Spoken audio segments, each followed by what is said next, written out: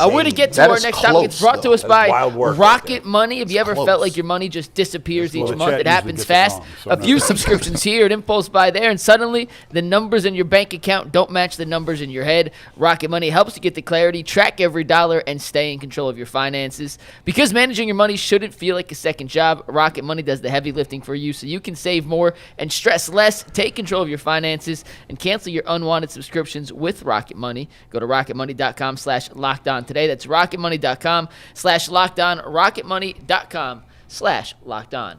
All right, guys, in his Monday morning quarterback column, Albert Breer wrote something that Jason kind of just said. This is what Albert Breer wrote in his column on the Monday morning quarterback.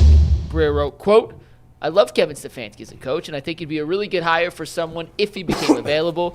But that Browns team looked flat as a pancake in Chicago, and I'm getting to the point where I wonder if you can just run this back in 2026, or if maybe everyone would be better with a fresh start. Kevin Stefanski was asked about his job security yesterday at his Monday presser, and Kevin said, quote, I don't get into those type of things. I would just tell you our football team's focus is solely on the Buffalo Bills, and obviously watching the tape today, that's our focus, but that's all we really care about. So completely sidestepping the question. I've said it once, I've said it again.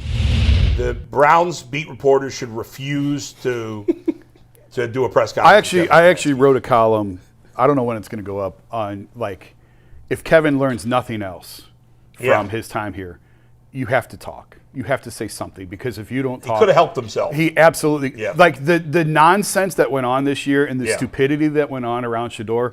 A lot of that could have been he resolved made it worse. Had he opened his mouth. Had the Browns done more, a lot of that didn't have to get to the level that it is. And I just want to say, I don't know where you're going with this topic, but I was in yesterday. Some of the buffoonery I saw Sunday with the Bears game was like Freddie Kitchens days. Oh, that was ridiculous. You talking about the wristband? I'm talking the wristband. I'm talking. They're not taking the time. Fannin had 2 penalties on 1 snap. Before they had 1 play, and Fannin had 2 penalties because he moved too soon and because he was in the huddle when he wasn't supposed to be. This is the type of crap that I killed Freddie for. Something else. This is not of that level, but I don't know if you guys talked about this at all. But I don't understand. Kevin's usually super aggressive. Did the whole 2-point conversion thing that everybody does now, which I love. And then this past week, after the Shador had that run on the second possession. The fact that he punted on 4th and inches I know you're in your own territory. He doesn't trust his quarterback, and he doesn't trust his offensive line. I don't care. They're 3-10. I hear you. but I don't disagree with that, but that's a glaring sign he doesn't trust these guys. Okay, well then that's a loser mentality. But I mean, and also, I'm not saying you're doing it. Yeah. But they go for it, they get killed. They punt, they get killed. You know I don't kill people for that. I just said You're that. right. You're 100% right. He would be killed if they don't get it. No matter what. But it we would have not be reached for the me. point. I just wrote this morning. We have reached the point. Yeah.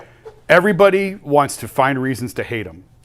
It's toxic. It's like the end of the marriage. He's given them plenty of reasons. But it's the end of the marriage, and the wristband. Yeah. He stole the card out of the wristband to sabotage him. You are looking for reasons.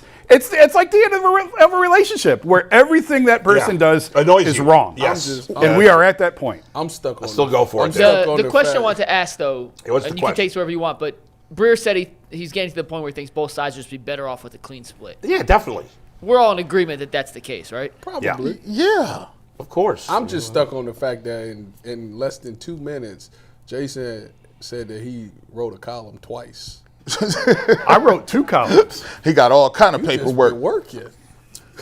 Ultimate cash Carpal tunnel now. Carpal tunnel now. I've been working so much. I don't, Travis, I don't got a problem with the go for it, not go for it thing. The problem I got is it's, when the wristband thing happens and you don't have the wristband, my question is, as the head coach, listen, we've talked about this multiple times in terms of guys getting out of huddle late, understanding that the clock is running down.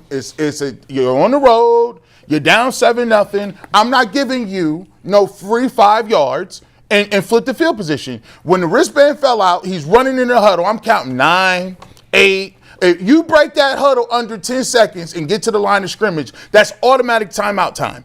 Give me a timeout. And with a rookie quarterback, with this offensive line and receiving group, if you take a 5-yard penalty, people may think, oh, that's not too bad.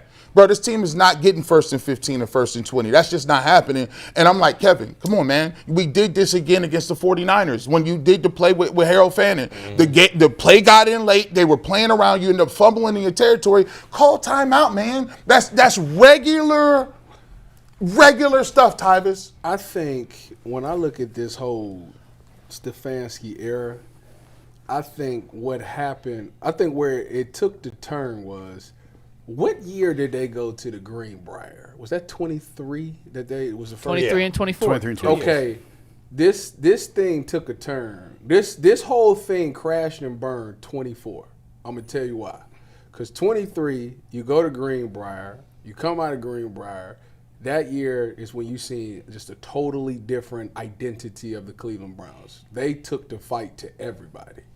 Where it crashed and burned was 24. You ran it back with the Greenbrier, but you softened up. And he felt where he's at fault, and he probably never admit this, is that he trusted them too soon.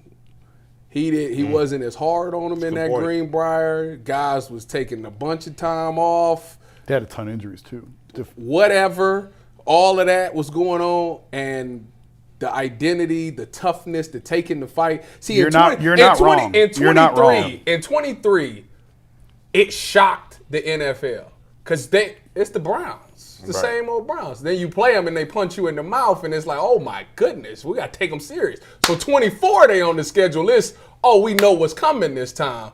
Now they taking the fight back, but the Browns wasn't fighting back this time. So the whole identity just messed up in 24. It was a country club. And then in 25, you trying to go back to being physical and being tough, but players is like, we just got, like you already they messed weren't up. Buying it. You messed up already. So I think that it's little, and people might look at it like it's nothing, but I'm telling you, as a former player, once you get all buddy, it's hard to go back to being a dictator. It's just not going to work. And Tyvis, it got compounded because the cupboards wasn't being restocked. When you don't got the cupboards being restocked, and when they said, "Oh, we're gonna go back to that physical run game," I say, I don't know nobody that get older as an offensive lineman or defensive lineman and get more physical. You can't be sitting up there. Joe Bitonio is not at the point of his career where he's going to be coming off the ball 40, 50 times, knocking guys. That's not. So you needed a Zach Zenner.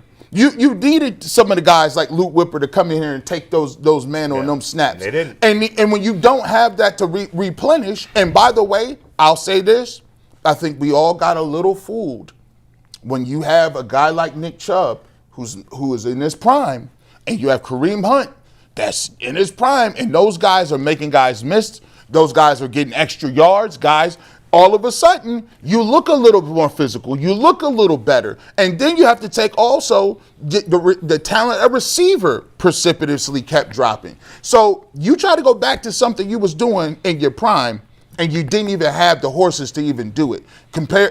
Compound it with the fact that it was Camp Cupcake. I don't know any team that was going to get that off. Yeah. He would be a better coach with a locker room that had better leadership on it. Like he trusts his players. I'm not as convinced that he's as good a coach as you think he is, Jason. Time will tell. Yeah. He might get another. He'll probably get another job if Yep. he gets fired in 2 years. Y'all can dunk on me. Yeah, it's fine. But I do think yes, he's the Browns don't he have. needs to be like with a veteran team. The Browns the Browns job don't have great leadership in that locker What's room. the Can we job agree on that? openings Yes. right now? What's the what? Openings in The NFL. Giants, the Titans. There'll be more. There'll be a lot Is that more. the only two right now? I believe so.